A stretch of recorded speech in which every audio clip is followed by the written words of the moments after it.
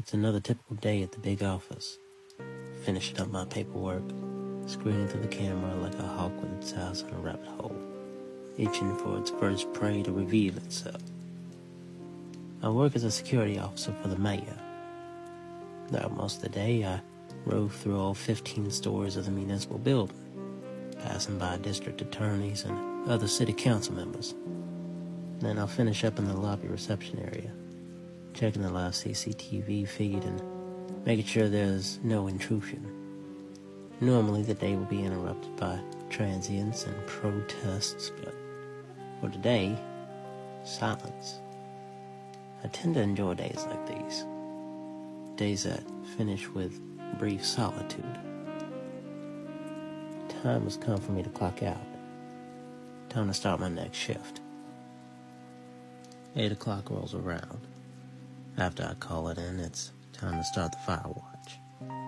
I start strolling through the rusty alleyways, breaking down with age as the years erode the concrete below my feet. All the while, I pass by an occasional dame or two. Some tend to mind their own business, and others start taking a glance at me.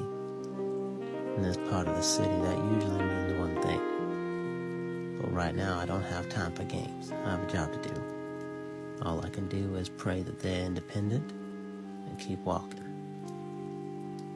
Many jovial high rollers hop from rundown bar to brothel to casino, each place riddled with hard booze and even harder sex. Still, though, I don't have time for games. I have a job to do. As the streetlights begin to flicker in the night, like that last autumn leaf withering in a cold wind, I arrive.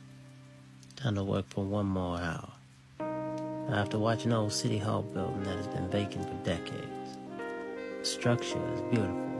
5 stories of building and another 3 stories of clock tower. Within it, many abandoned stores and saloons. Underneath all that is an old cobblestone jail that goes down so deep that the musty dust makes it hard to breathe. It's believed that there are many catacombs that follow, much like the ones in Seattle. I never did find out, as my orders were to never enter the jail. Even still, I made an attempt one time earlier that day as curiosity circled through my head. But I never could pass through the jail, as the dust began to fill my lungs and I didn't have the protective equipment to press on. Many rumors and old wives' tales of the city hall spread throughout the city. Some people say it used to possess the remains of a poor bastard that hung himself within the brick wall. Some say that a Cajun serial killer placed a hex around the old city hall before he was executed behind it. Others say that one of the vacant saloons within it contains the spirit of the bar owner that enjoys pulling pranks on unknown visitors. Gus, I believe another guard called him. For the first half hour, I check all the doors to make sure there haven't been any break-ins. Nothing at this time, thankfully. At least, that's what it appears. Some of the stairway entrances are covered in graffiti and shit stains soaked in the pavement. Still, though, the doors are locked. Nothing can be done for soft vandalism. After the doors are checked and the surrounding area stays silent on my patrol, I spend the next half hour staking it out from a high ledge in the distance, making sure that no daring individual attempts to break through its locks. Silent still. At times I can only play in my head what this place used to be. A place that was once vibrant, now worn down by time and poor vagrants that reeked of piss and used needles.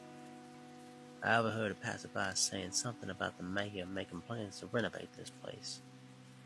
Could take a while. All the times I've been inside it, and I've not seen a living soul residing within it. Some people believe it's because of the haunting rumors. Me, I think it's because the building is so huge, so many hiding spots behind each corner. You'd have to send search parties and sniffing dogs to clear the whole building out. Even that could take months to find anyone lurking within. But my time here has come to an end. After clocking out, it's time to go. Back to the rundown vehicle with wipers that break down as it rains. Back to the greasy all-night diner that still serves soul food and steaming hot bean brew. Back to the two-bed abode, where I spend the rest of the tiring night, smoking a cigarette and downing the last drop of cheap-chilled whiskey. Time for rest. For tomorrow is the same routine once more.